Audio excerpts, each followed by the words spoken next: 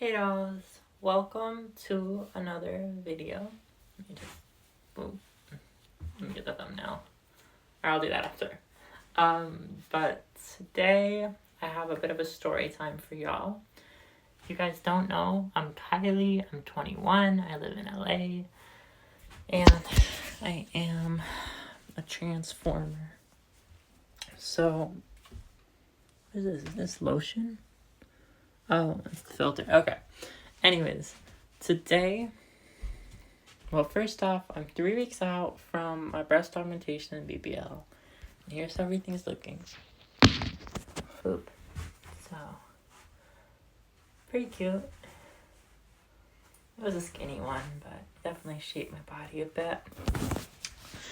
Except, okay, so the other day, I reached up to a heavy shelf and pulled down boxes like a week ago. And my right arm has been like fucked up and slowly healing since. So that's been kind of a lot to deal with.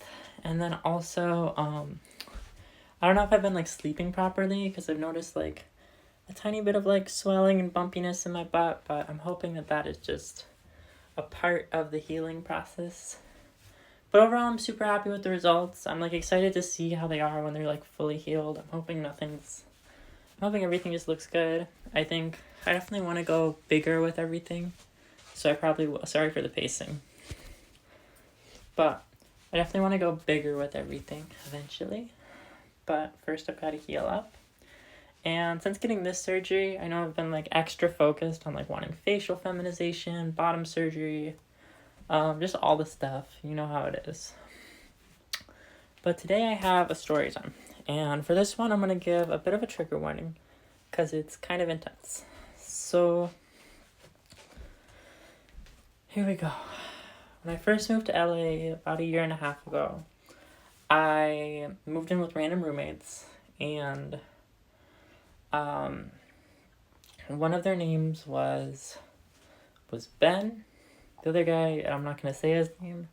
And the first thing Ben did was do an interview with me for his TikTok about like what it is to be trans, which is kind of weird, but like whatever. He was a cis man, and there was like little things. Sometimes I'd leave dishes in the sink and get really angry, or I just kind of have like the frazzle brain. Sometimes I forget to close like the microwave and he'd freak out.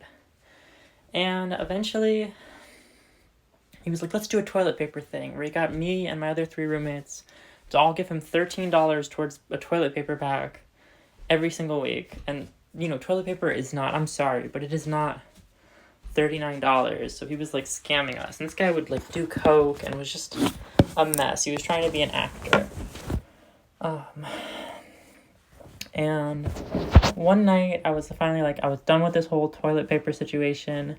And I just decided like, okay, I'm done with it. I'll get my own fucking toilet paper.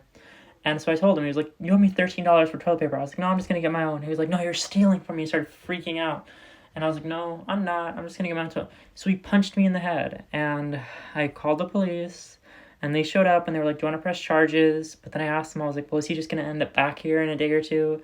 And they were like, "Yeah." And I was like, I was scared that he was going to attack me if he came back. So I didn't press charges. I should have. And when I called the police, he like ran away and was hiding in his car. And what was crazy too is he made all these TikToks before that trying to blast me for being his disgusting slob of a roommate. And like all the shit was not even me. Like the other people in the house would sometimes leave stuff in there. And like also at one point the landlord replaced the fridge and made a huge mess and didn't clean it up. And literally he blamed me for the whole mess and blasted me on his TikTok and tried to make like just insane shit. It was terrifying.